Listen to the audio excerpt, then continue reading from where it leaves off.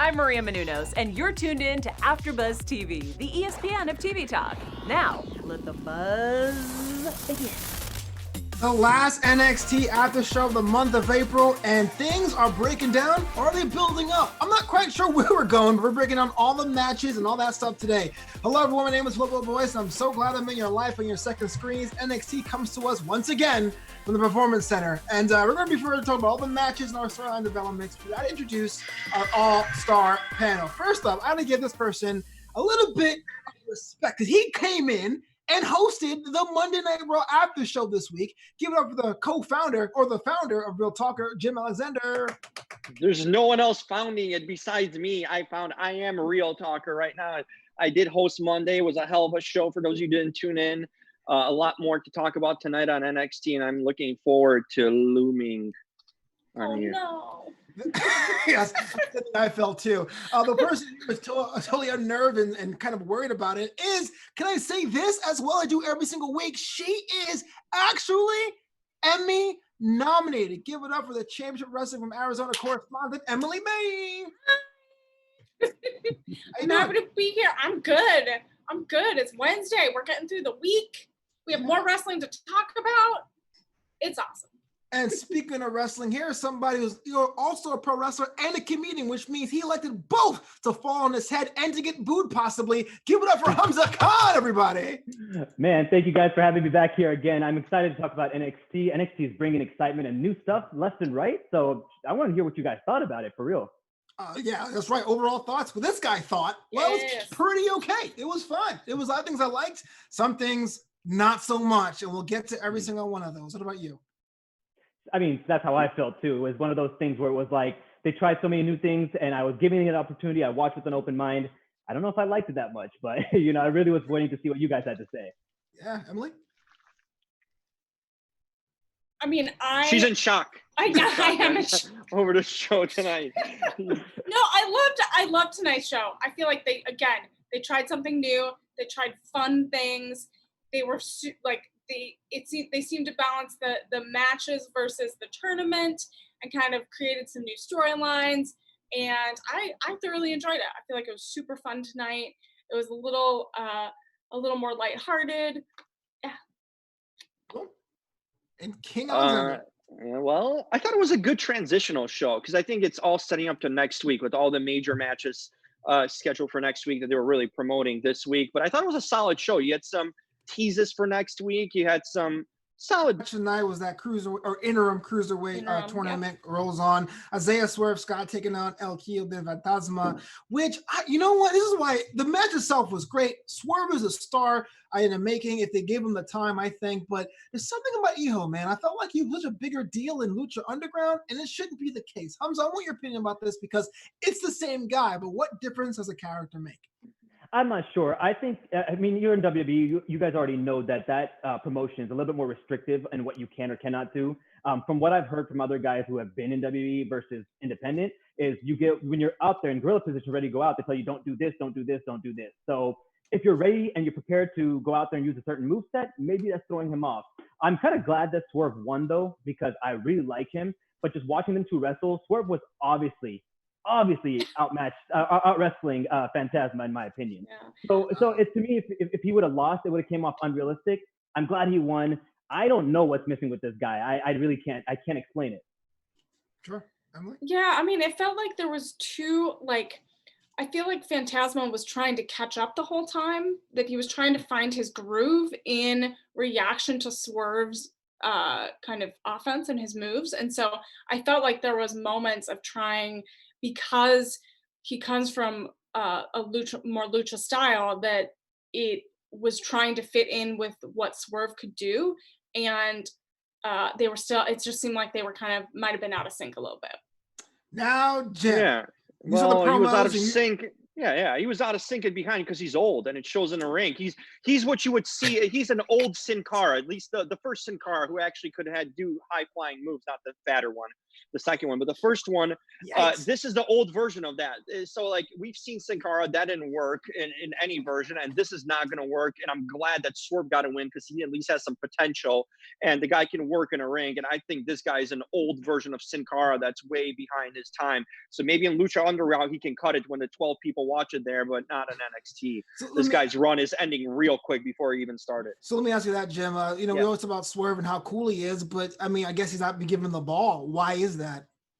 I don't know. I think he's just one of those guys that fell kind of underneath the radar and never was noticed or recovered. I think, remember he, the last tournament, I think, or something, where he had a quick loss to someone that couldn't even get over. I forgot who it was. It's a breakout tournament. I think he lost to Cameron Grimes. So I have to check that out. Yeah, or something like that recently. Like, why? Why is he losing in the first round? Why is he losing that quick? This guy can work in a ring. He's young. He's got a lot of stuff that you can do with him. I just don't know. He shouldn't be characterized as a generic wrestler, but he has been so far. So hopefully this is a first sign of him actually getting some wins, which matter, and some, showcasing in matches. Yeah, Humza, you were nodding in agreement. I understand. I mean, he's a great wrestler. Let's just, it is what it is. He's really good at wrestling. But wrestling is not the only thing you have to do in order to get noticed, right? And I think it's his personality and his aura around him. It's a little boring. It's a little, like you said, generic. He just doesn't have a character, I guess, people can grab onto. But he hasn't gotten a shot yet. And things like that versus anyone else that's in NXT. There's a huge difference of how he posts and how he portrays himself. So, good wrestler, but character appeal missing. Ooh, Emily, character appeal missing? I mean, you have to, it's hard because, when you're coming off, when you get signed and you're trying to you either keep your character or you adapt it or you morph or you create something totally new. And so if you're keeping part of who you were before and it's not necessarily working within the infrastructure that you're working in right now, then you have to go above and beyond and think outside the box. And if it's not working, you have to relook at it. And this might be the point where they might need to relook at that branding. Speaking of relooking, Dominic Dijakovic and Gargano? What? Your boy Jim is coming at Johnny Wrestling. Look, we always said that you like that guy, Dominic Dijakovic, or whatever you call him. Boy, and Johnny Gargano was not leaving. Yeah, he's not leaving NXT. So with Ciampa theoretically hanging out with Cross, what's this feud look like to you, Jim? I don't know why they would do this, because when you look at literally on paper, this guy would squash Gargano in 5 seconds just by his size and all. First of all, I want to know, where's this forest, the trail? Where in Croatia is Dominic walking around these days? I want Orlando. What are you doing? Oh, it's Orlando. It's so disappointing. But I don't know. I don't understand this unless it's a squash opponent for Dominic to kind of bring him. Because let's be honest, after this feud with Keith Lee, he's kind of fallen off the map. They're not sure what to do with him. They haven't found a way or direction with him. So he's kind of been falling off the radar because you can't do Keith Lee and my boy 20,000 times over and over. They've already done all they could. But I'm surprised they haven't lined up a feud for him. And now apparently it's going to be Gargano. I don't know if it puts him over because he should be able to take care of Gargano quickly, and this new Gargano isn't really that over to begin with. So, I mean, I guess it's fine for now. It's a placeholder feud for me. The new Gargano is not over. It's been 2 weeks. Emily, May, thoughts about this new feud? He's never over. I don't know. I'm still kind of up. I'm still up in the air about it. No. No, I'm still kind of up in the air about it because I'm not sure what it's going to bring to NXT right now. I'm not sure if it's needed. So I'm feeling like they need something new. Yeah, Humza, it looked like Dominic Dijakovic was usually an antagonist, but if Gargano is the new antagonist, I assume Dominic is now a protagonist. Heel and faces don't really exist in that brand, right? So thoughts about that? No, not at all. And I think what I felt about this is what NXT is to begin with, right? Developmental show is what it was to begin with. I think this is just throwing things against the wall, seeing what sticks. The best way to do that is to just switch roles between two guys, and that's the easiest way to get to that point. I agree with Jim. It's not going to really go anywhere. It's not going to do anything. I'm not sure what they can do with it. But it can get so complicated, though, and mixed up. Nothing complicated. Squash that. Right. Squash dead is what I'm with Squash too. that I'm with mug. Jim on this You know, one. I don't like you two agreeing all the time. This show can't work. And you guys would be like, yo, I Jim's do like right. it. Canceled. You're I'm right. canceling you guys. Jim, I'm you're so canceling smart. you guys I'm out. saying you're so intelligent. I'm just all right. So speaking of Team Gargano, right? Candice LeRae, Ice Queen, Killer Frost herself had a match against Casey Catanzaro, which I forgot about. I guess you made short work of her. Look, before I get to you, Jimmy, I know how you feel about this. I want to ask you, Emily May, about the evolution of Candice LeRae, because Candice LeRae always had an edge about her, even though she had that kind of like bubblegum kind Little of bubbly gimmick, yeah. Yeah, but now she's a heel. Now here's a chance for her to be vicious and ruthless. Is this the right version of Candice for the NXT? Why or why not? So I loved some of the moments she had tonight. I loved her bubbly personality with her character before, but I know that she has that little edge about her. She has kind of that little darkness hidden, bubbling underneath the surface. And I feel like tonight she showed that she can bring that out. And she was frustrated and angry. So I kind of like this edginess about her, but I want her to be super. Have the objectives and like the strength and the motivation behind it. I want her to kind of really showcase that in the ring, have it very like legitimate and targeted. And I feel like if she works on that and makes it really focused, it can be really fun. So, Humza, Candice LeRae is now a heel. She's an antagonist. That's without question. Antagonist. We love Candice LeRae. What will it take for her? We do? I'm getting to a point. Yeah, we Jim. do. And generally speaking, Jim, I mean, the audience, like how? Jim, let Flobo talk. What would Candice have to do to make me actually boo her, as opposed to Jim not caring about her? What would actually make us to boo Candice LeRae? Well, see, Casey, to me, I thought she got fired a long time ago. I'm surprised to see her today, but I really thought she came out to get squashed real quick and to make Candice LeRae look like a total badass, right? Mm-hmm. And that didn't happen. That was really weird to me that it didn't happen. And I like Candice LeRae. I liked her, like Emily said, I liked her bubbly personality. I like that character that she kind of drew together.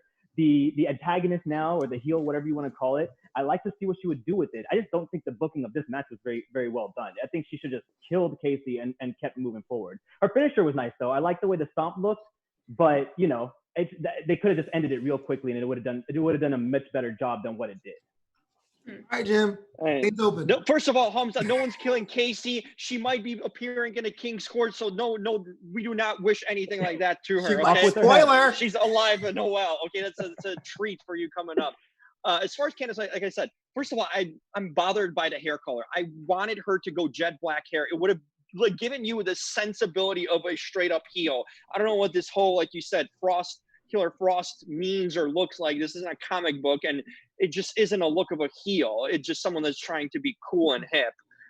So it looks like Alexa Bliss circa NXT, personally. She's not in Alexa Bliss's company ever, okay? So let's not even compare that.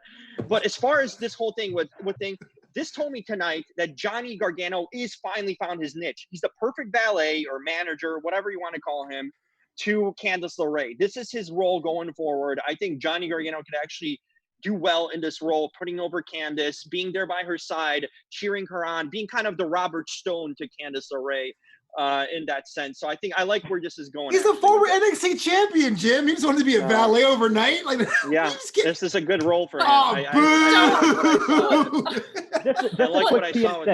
Just a quick PSA. I may have agreed with Jim at the beginning, but I don't agree with everything he said. The thing is, the one thing I will say is that this is a good moment for Johnny to work on his mic skills and kind of, you know, practice that. And he's trying to do this heel turn too, and so it's just that's like the blind leading the blind. You're gonna correct those mic skills over this. Let him just be by the ring by her side, and I think it's effective enough. I mean, yeah. I mean, I don't know if it's needed. If Johnny should be with, you know, but this is the first time we really saw this, so I'm interested to see how. I'll be patient with it myself. Yeah, exactly. I don't know how long it's gonna last, but I'll be patient with it. We have to wait to see. Yeah. Before we move on to our next match, it's now time for a special treat. You're King's Court for the evening. Oh, look at the reflection in the mirror. This is perfection. This is all hail Jim Alexander. That was a mirror? He is it is. It's a mirror to everything. I mean, this is the King's Court. This is where it's at. There's mirrors, there's spotlights. You see all those lights hitting my way because things need to be lit up here. And we're lit up when Liv Morgan lights it up when she's on top of the King's Court, okay? She is the queen of the King's Court right now, because we all know that Mandy Rose is suspended for going with that whatever you want to call that banana gremlin, or whatever you want to say about that ogre, okay? That slug Otis. This is not allowed in the King's Court, but we are allowing Katie Cannizzaro. She's not killed off. She is right here in the King's Court. We are bringing in a 1 week preview, a 1 week early. Scarlett Bordeaux is coming into the King's Court. Okay, we got that covered right here. Early tip off for those of you. Charlotte Flair, 3 weeks in a row, is making a King's Court. This has been a big transformation, big surprise to me, even that she's has a welcome right here. So, of course, Alexa Bliss, like we mentioned, always has to be in a King's Court. And iconic, because they have not much to do these days, so there's always a spot here in a King's Court. And the doorman, of course, now this is a premier doorman, Mr. Dexter Lumis. He is on the outside. No one's getting in with him. He will literally chop you down if you try to get in unsolicitedly into the King's Court. I got a question. Have you ever invited anyone they would like, hell no, I ain't going to that King's Court. It's dusty. It smells crazy. No, never. No, everyone's welcome. It probably has a stink to it, Flobo. It has nothing. It smells beautiful with all these beautiful women in the King's Court. It can smell only flawlessly.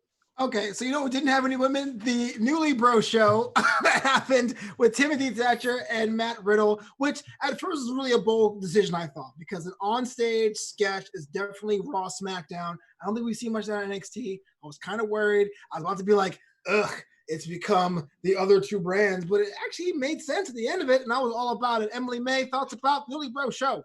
I love the Newly Bro show. It was super fun. Yeah. Said one person only ever. Okay, Jim, other people on Twitter liked it too. I dug it. I think it was really fun, and it's you know, they need some fun here, because you know, Riddle's like that fun character that like is silly, and so he's trying to bond with his interim tag partner, so it's a way to bond. And I think it was a fun way to do it. But y'all say no. I mean, Byron has officially sold out to the complete extent. I think he was an awesome host. No, he's making Jonathan Coachman look like. I will not stand you. Have you besmirched the legend as Byron Saxton by comparing him to Coachman? The coach? The guy that actually had the word coach on his tights? Are you kidding me? Can we mute him? Can we mute him? We don't mute kings in his court, okay, and his courtship right here. There you go. Crap. This is nonsense. Our viewers First of all, went up. he's making Jonathan Coachman look like David Muir, viewers. okay? This is not what we want to see from Byron Saxton. I liked him getting a stunner from Stone Cold on Raw, but this is not a clown show. This is a professional broadcaster. This man provides commentary, he provides entertainment, but he's not a sidekick show. He's not a clown. He's not Doink. He's Byron Saxton. Treat the man with respect, not this kind of clown gimmicky crap we saw tonight. I feel like it looked like he was having the best time. So I disagree with you completely. What do you feel about this, man? I'm gonna defend Byron Saxton here. He annoys the hell out of me. Don't get me wrong. But the fact that he gives, so here's the thing. We were talking earlier and we were doing a Q&A with Corey Graves, and I asked him a simple question. I want to do comedy and wrestling. What do you think I should do?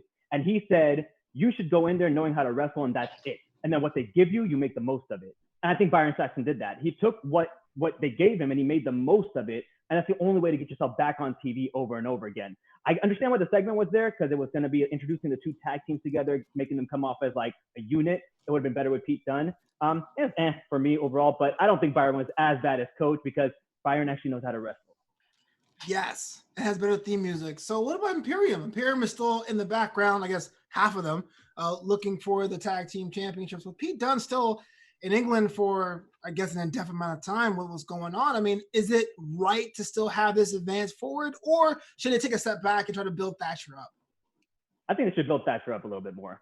I think if you're going to utilize him and he's going to come in and save the day for you guys, which he's kind of doing at this point, because he's getting that opportunity, give him a chance to shine and really help him build up. So when this ends, he can continue forward from there versus this is the one and done type stuff. So I think they're just trying to give him a little chance here, but they really should build up Thatcher a little bit more and just kind of, I don't know, send them off afterwards.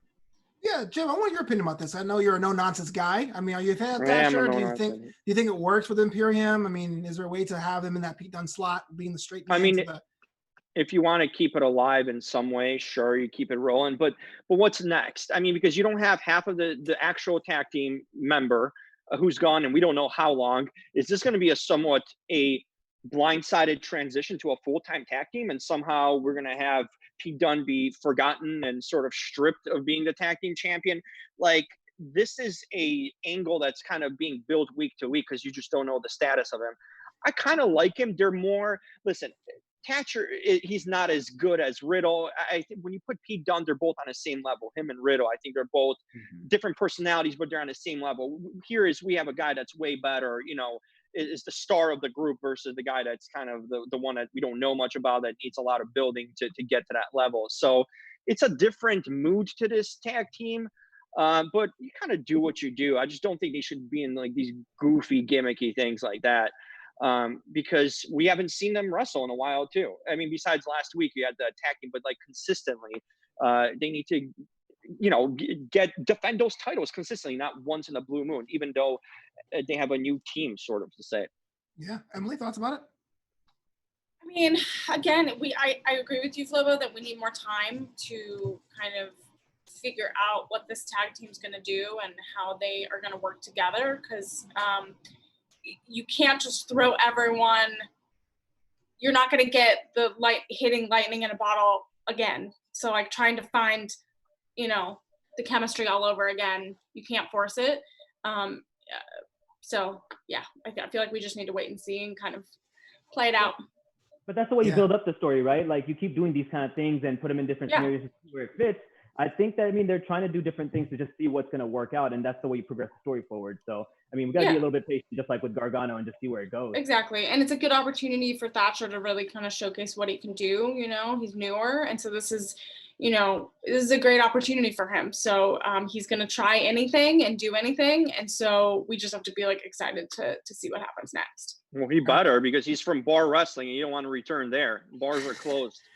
The shade. Let's speaking of matches that left me going, dang, Jim, he might call this.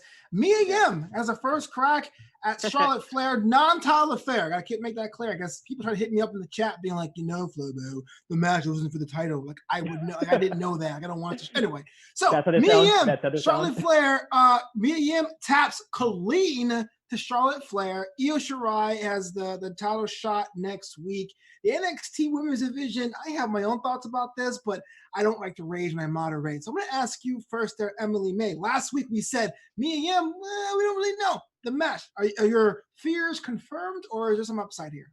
Yeah, I mean, I feel like this was confirmed my suspicions that Charlotte is just going to go through every woman on the NXT roster. And she just like, Mia Yim was completely smashed in this match. So I just, she really, Charlotte really just is that point where it's like, you know, she's gonna. You sound heartbroken. You sound like, yeah, Mia Yim, damn. She fought hard. She put on a great match. No, she didn't. She got squashed. Straight up truth. She fought back. It took her a little while to fight back. It like in the middle, she kind of started to kind of do some offense. So it took her a little while. Over. But then by that point, it was just destruction. So it's one of those things that like, if this is the way it's going to go with Charlotte just going through the roster, I want some, you know, like I think with Io Shirai, it's gonna like, you gotta take it up a notch and even more. So like, it's kind of like this match was like a warning to the other talent to say, hey, Charlotte's coming for you. You gotta be ready and be prepared. Humza, what do you think about this? Mia Yim, Charlotte Flair, figure 8. There was 2 parts in this segment that I really enjoyed. One was Charlotte Flair coming out, and the second was Io Shirai coming out. Everything in between can be tossed in the trash, because that was terrible. That was awful. It was just really poorly done. And I think, I swear to God, it felt like Charlotte Flair owed Mia Yim a favor, and she's calling in an old debt, and they're like, all right, let's just get this over with real quickly. And she settled for a lower payment, I guess, if this was a debt to be collected. Io Shirai, to me, I love seeing her, just watching her come out. I think she's going to elevate. Charlotte Flair's going to elevate Io Shirai. And even if Io Shirai loses next week, I think it's going to push her forward and maybe even get her brought up to the main roster, because I just feel like she's that good. Charlotte can run through all the roster because it's believable. Charlotte is great. I mean, she always delivers. So, I mean, I know people hate it because she's Flair's daughter. She gets pushed, blah, blah, blah. But come on, man, when someone's good, they're good. Yeah, but this is a chance for, it's hard because Charlotte, if she goes through the roster, everyone has to bring their A game. Like you can't not bring your A game when you're going and get a Charlotte Flair. Unless they're building up so much that, like Raquel, for example, right? Raquel, they're building up to be the strong girl. It might end up being one of those things where she goes through the roster until she gets to an opponent, and that's the woman they're trying to push. And if Raquel, I gotta jump in there. This I will say honestly, this was my least favorite segment of the night. And this started out last week. You build up Mia Yim as being the first person to have a crack at Charlotte Flair. She has a match against someone who hasn't been on TV in 8 months, and she doesn't look strong at all. Charlotte Flair comes in with her lazy entrance, doesn't even get the full twirl, had the discount robe, and Mia Yim taps out clean in the middle of the ring. And Io Shirai, the best wrestler arguably currently on that brand, comes out into Asuka mode and starts yelling at Charlotte Flair. So she's a bad person now? I was so disgusted. Jim, thoughts about the match in this segment? Humza, I can't believe you said Io might lose, or she might, like, there's no chance of this happening, okay? Let's be real here. You guys I'm almost scared for both of you and Emily, because you guys are acting this is real to you. This is not real. The reality is that Charlotte Flair is not real. The reality is that Charlotte Flair is going to go through everyone until she gets to Rhea Ripley, and then Rhea Ripley's going to take it back from her. This is where it's going. This is where it's set up. Everyone else, you people don't want to listen to me on the chat or all over, but I've been telling the truth all the time. Mia Yim is just a stepping stone, right? She's just going to, I told you this, I'm not giving away spoilers, but I'm telling you the truth every week before it happens. This is exactly what happened again. Mia Yim just jobbed out as we expected. She has plenty of time to go on Twitch now and do her thing with the video games, because there's no way she should have been in the first place part of this match or feud, because what gave you the impression that she deserved even a shot at Charlotte Flair to begin with? Yeah, see, I feel like the commentary had a misstep here also, and I don't want to dwell too much on this because we're a positive show here at AfterBuzz. We're positive. The commentary told us, like, oh my gosh, I can't believe Mia Yim is doing it. She hit her move but didn't work out. What it should have been is Charlotte has not been on this high-paced brand for so long. Maybe she's lost a step. Because she doesn't need to be built up. I mean, you have to give Mia Yim a chance to look like she's going to win. She's already built up already, yeah. This is the glorified squash match. But let me move on to more positive things. It's now time for the Lockdown playlist. That's right. If you're like me, you love NXT, but you're locked inside your house because of quarantine, there's a couple of shows you can watch to pass the time. Today, I want to give you the July 27th, 2016 edition of NXT. That's 7/27/2016. It sounds and reads like an alternate universe. The main event had Buddy Murphy against Kota Ibushi from New Japan. That alone is worth the price of admission. And No Way Jose cuts an angry promo that actually gets him over. If you can believe that. Samoa Joe was golden on the mic as well. And you get to see Billy Kay in solo action. So it was kind of a weird thing seeing how it is now to what it was back then. So Kota Ibushi, Billy Kay in a singles match. And you have my man, No Way Jose, acting serious before a conga line or after a conga line match. That's why this week's July 27th, 2016 edition of NXT is the Lockdown playlist. Moving on. Okay. So, Jim's boy, Dexter Lumis. My boy. Stranger Things. Serial killer mob, right? Coming out with a match against Shane Thorne. I don't think it's won a match in the past 2 months. Jim, take it away. Look at the intricate, and I can't even say the word because I'm so excited about Dexter Lumis. The intricate nature of this man.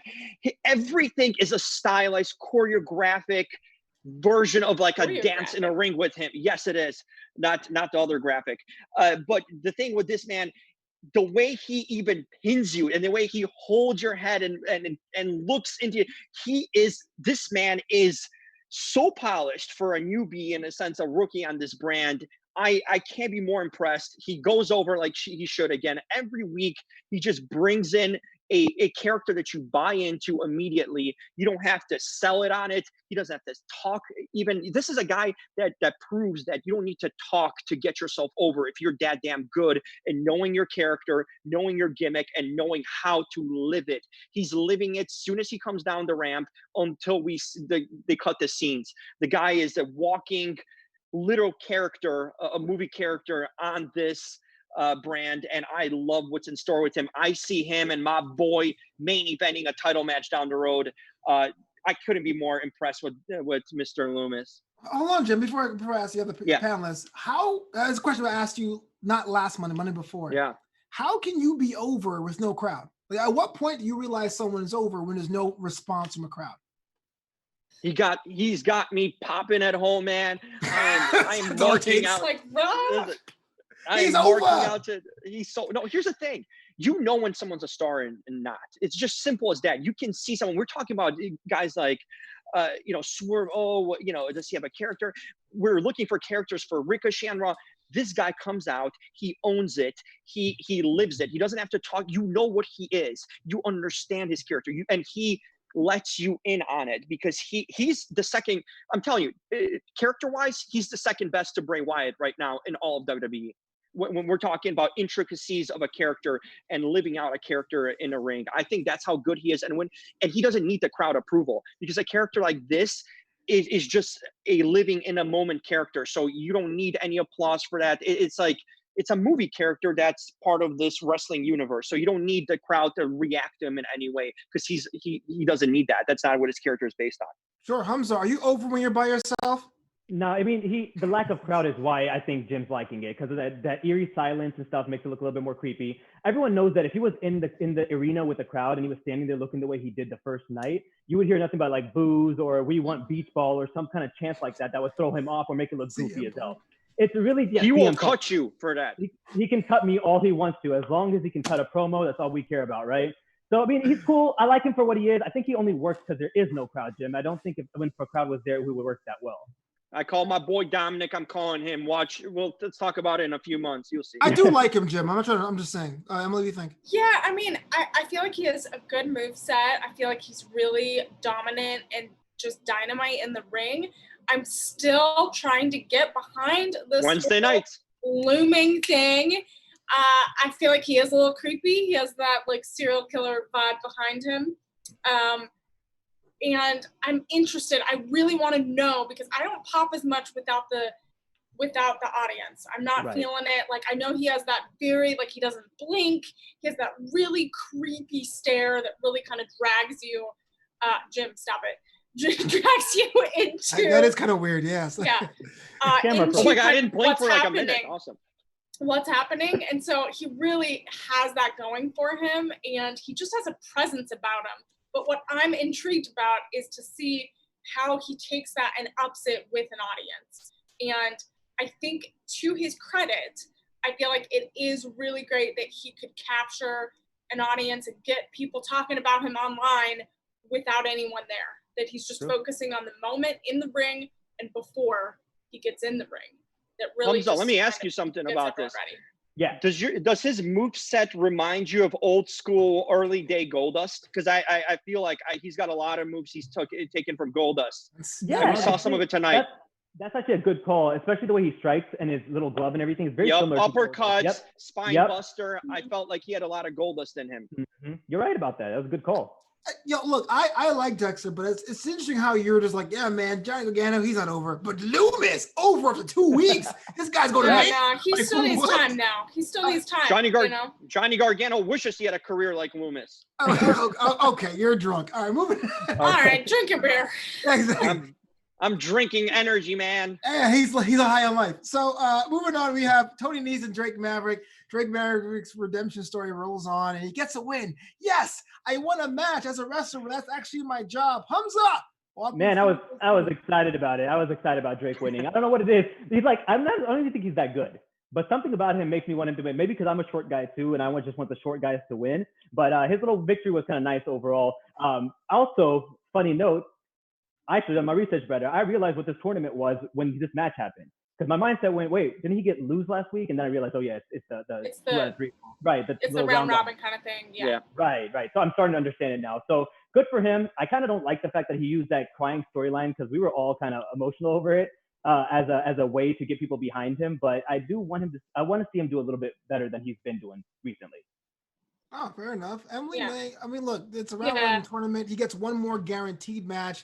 Are you on board for this story? It's 2 weeks in. I know at last week we were kind of like, well, does it make sense to do it with everyone being released? I mean, I feel like tonight changed my mind a little bit because I saw the fire behind Maverick. I saw that he had so much passion. He had that giant turnaround in the ring during the match where he completely had so much passion behind him. I was there with him. I was in the ring with him. I was ready. I was like, I want him to take this and take it all the way. So I was his champion because he had this turnaround tonight and this win tonight. That's how I feel. I'm all for it. I'm still, I still feel a little uncomfortable that if it is there are tons of people without jobs, but this just kind of elevates his emotional state to make this mean so much more. Right. This is real to me. Listen, I've been telling you guys once again, this is a work. Okay, you got to listen to the king because he's always right. This is so completely a work. We saw this tonight more obviously than ever. Root for the short guy, Humza. I can't. Sorry, I appreciate you, do. I just can't. I'm standing up right now. Just so you guys know, I'm standing. I'm sitting. But here's the thing. Listen, at least the guy's gotten himself over. Whatever way he used social media, he used. He's got a good. I'll tell you one thing. He's got a good way of making promos kind of feel authentic. And making himself a likable figure. He always has, whether in the angle with his wife when they had the 24/7 championship. The guy's likable in a lot of counts. And because he has this endearing quality about him that he plays up really well. So I feel like a lot of people don't have that. So the point is that he's staying. He's not getting cut. And this tournament is literally become the Drake tournament because he's the focus of it. You're having cutaway scenes outside of the ring, showcasing him, talking about him. It's become a rooting rally for him, even during the commentary. This is the Drake's tournament. He's definitely not getting cut. He's probably gotten re-signed. So don't feel bad for him. The man's got money to cash in the bank right now, and he might win this tournament. Yeah, I'm kind of on the fence with the tournament itself, and it's round robin style, but I guess that means the most kind of matches for a tournament like this. And I also felt kind of weird that Todd Phillips had to do the rules, but for Morrow, that was kind of a weird thing. But our main event tonight was the North American titles on the line. Keith Lee, Limitless One, who has a bruised larynx, it seems, against Damian Priest, the archer / vampire / blaze / creepy uncle who wears fringe pants. The match itself was pretty solid, I thought, but Keith Lee gets the win, getting the last vanquish away. The man, Damian Priest. Humza, let me ask you this. North American title division, thoughts about the match, and where does the belt go from here? I enjoyed the match. I actually like Damian Priest. I just don't think his character makes any sense, and his name doesn't make any sense to his moveset, so it's not enjoyable like that to watch. Everyone knew Keith Lee was going to win. I mean, it's pretty obvious he wasn't going to lose here. The story was there and everything. It was okay for what it was. I guess that Damian Priest was just Mia Yim in this situation in the men's division. Is what I felt in this match. I won't do it. I agree with you what you meant, but Mia Yim, that whole segment is ugh. Just for this match, this No, you're not wrong. You're not wrong. You just triggered me, bro. I just. I know. I feel like you have PTSD there. You're like, ooh. I don't know what is the. I won't rant. I'm positive show. Jim, thoughts about the match? I will rant. No. You said positive show and you went to Jim. That makes positive show. That makes no sense. You should go to I'm glad you caught that. I'm glad you caught that. No. This makes a lot of sense. I love Keith Lee. He's the greatest. Keith Lee's a world. Okay, sorry, I'm not TK. Keith Lee needs a new opponent because Damian Priest. What is he? Like you said, Humza, we don't know what he is. You know what he was before he debuted? That was a perfect gimmick for this guy. This clubber, this NYC, get into the limos with the women around. I was buying that. That's a gimmick. You're buying into that character right away. This is, what is he, an arrow shooter? Is he a Native American? I don't know what he is. He's a vampire. Is a Vampiro second coming of? Right. Like everything's shaking here because I don't even know what to say about this guy because I don't know what he is. And the thing is, he's up there in age too, so that's not helping him either. It's not like he's got a long run and potential to be repackaged many times, but he needs to get a straight up normal gimmick to stick with one time, and so we are clear of it, because right now he's just a guy that dresses in leather pants, looks the part, like he could be challenging a Keith Lee, but just not believable in any way, because he's in a sense he's a lost, miscast wrestler in a lot of ways. So I didn't care for this feud. I didn't care for this. I just thought this was a one-off kind of match. And on to the next. What's next for Keith Lee? Because I don't think there's much for Damian Priest unless they repackage him. Well, Emily, man, that's my question. I mean, Keith Lee is still the North American champion, and I guess in theory he would still be over if crowds were in the audience. Where does Keith Lee go now? Oh God, I mean, I don't know. I mean, it's so hard because so is he the second longest reigning North American champion right now? It's a young belt. I know it doesn't really matter what that means. It's only been like 6 champions, right? Yeah. So we're super young. So I feel like he's gonna beat the record. He's gonna be the longest reigning champion. But what they need to do is repackage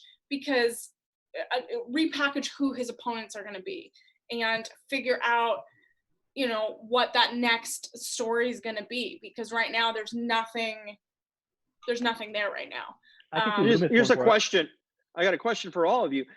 Has Keith Lee lost his luster? Because the guy was really over with the crowd, but are we seeing now a version of Keith Lee where you don't have the crowd hyping him up and making him be better than he maybe is? Yep. I just think right now Keith Lee is a middle of the pack wrestler. I know a lot of people were, shouting for him to be the next star, the next, main eventer kind of thing when they were teasing it at Survivor Series. But now I think Keith Lee's coming back to earth without a crowd, without the marks pumping up a guy to be better than he is. I think you're seeing the real Keith Lee, and he's not that over, that entertaining without a crowd. For me, he just gets kind of forgotten in the sense that he's okay. I think that's an unfair statement, because wrestling is a live performance art form. So you can't just say, "Oh, there's no crowd, he's whack." But Dexter Lumis is guys are getting over. Guys are still getting over. I disagree, Jim. I disagree. Sorry, I got you there. Guys are getting over now. Jim, I have to say his moves were incredible tonight. He threw Damian Priest over the guardrail onto the ring. Like, he had incredible moves tonight without an audience. Moves don't make a career. I mean, come on. Like, that's the thing. I mean, it's his. Yes, they do. Yeah. It's part of the package. It's part of the package, Jim. But no, Humza, what do you think about Jim's question? No, but I mean, I kind of see where Jim's coming from. He wasn't as popping and stuff as he typically is with the crowd, but I think he feeds off that crowd, kind of like we all do when we perform, right? So if no one's watching, it's just a little bit harder to have that momentum going. You're used to hearing the pop and whatnot. I still think he did great. I don't think Damian was a good opponent for him. I think if it wasn't for Damian, he still would have showed out like he always does. But who's a great opponent for him besides my boy? That's the only one he's put well, we haven't seen that. But that'd be a great opponent to see him go against. Sure, I agree. That would be interesting. But who has he worked with? Can you think of, besides my boy, who they put on, like I said, match of the year probably to this date?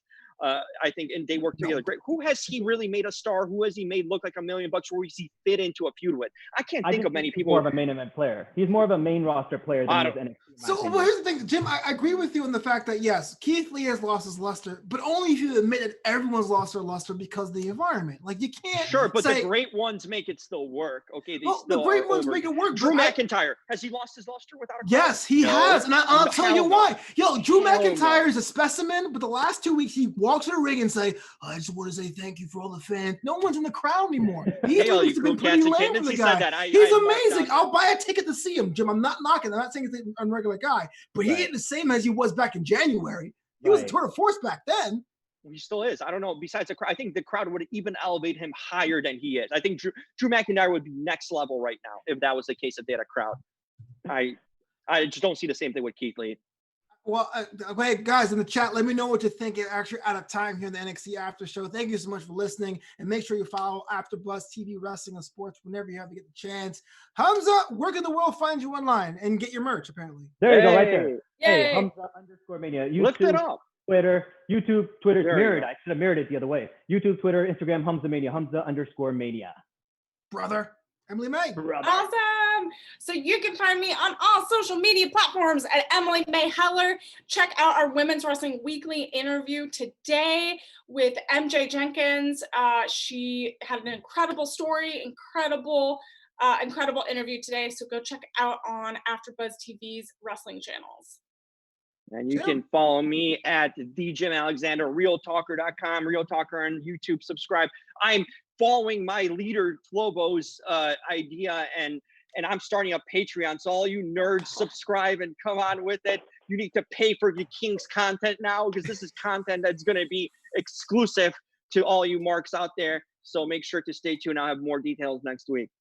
Well, unlike Jim, I wouldn't insult you. Please follow me on Twitter at Flobo Boyce, or Instagram at Flopito and Flopito.com. The t-shirt site, buy a t-shirt at Flopito.threadless.com.